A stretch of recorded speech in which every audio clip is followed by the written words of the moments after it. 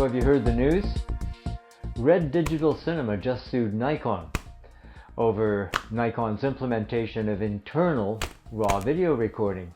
In its statement of claim, Red says Nikon infringes on its patents.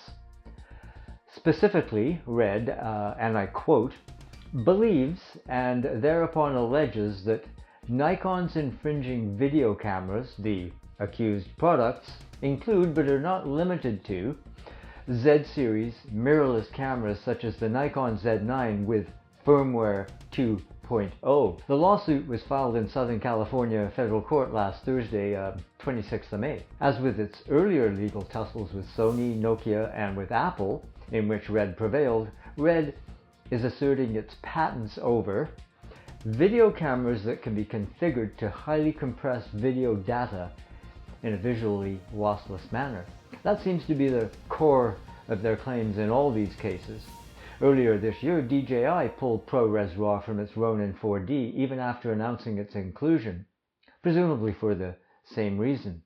As the claim against Nikon makes clear, firmware 2.0 for the Z9, which made my day, is the thing that really got Red's knickers in a twist.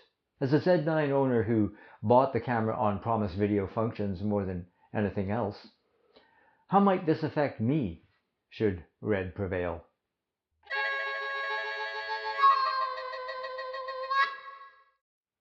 Hi, Ray here. I'm glad you could join me for this episode of LA Law. I hope 20th Century Fox doesn't sue me for that. I'm just joking, okay? In this editorial, I guess I need to don my reporter's hat from the last video. I want to say as my opening argument that, as a consumer of camera gear, this legal spat doesn't inspire in me the greatest trust in camera manufacturers as a whole. The questions that arise for me are, will Nikon eventually have to remove RAW video recording from the Z9? How would that be accomplished, since 2.0 is installed on thousands of cameras, including mine?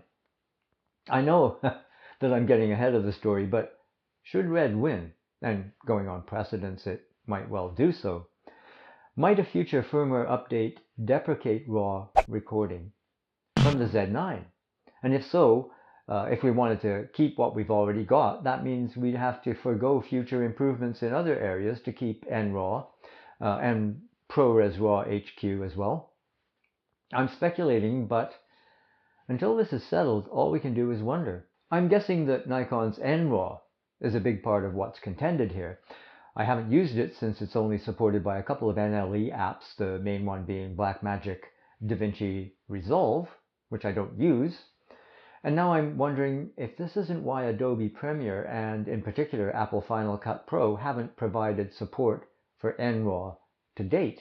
Maybe Apple, who lost their challenge of Red's patents in 2019, are particularly gun-shy and expected this fight to erupt. I assumed, as probably did a lot of other Nikon users, that there was some kind of understanding behind Nikon's launch of RAW, and that intoPix, the company behind Tico RAW that drives NRAW, was compliant with, or their development was different to Red's RAW implementation. What do I know? Obviously Red hopes they can win this one too.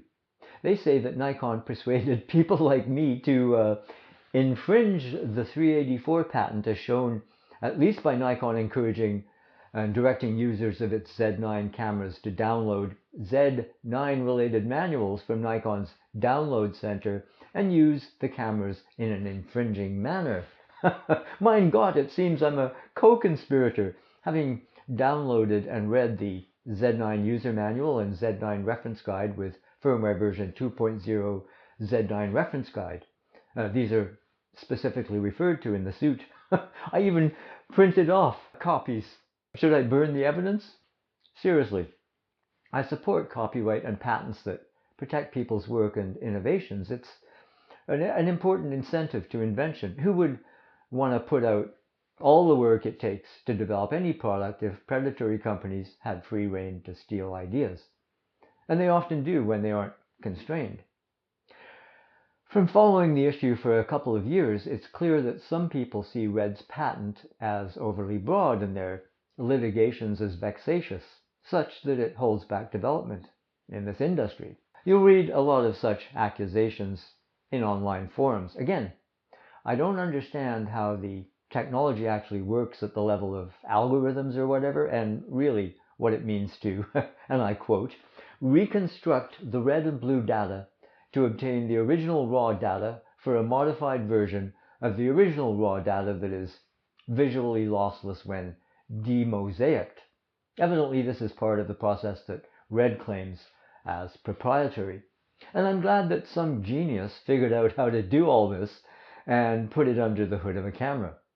It's revolutionized digital videography, and it's opened up the world of cinematography to amateurs like me. And it's also unleashed hordes of amateurs armed with hybrid cameras claiming to be filmmakers.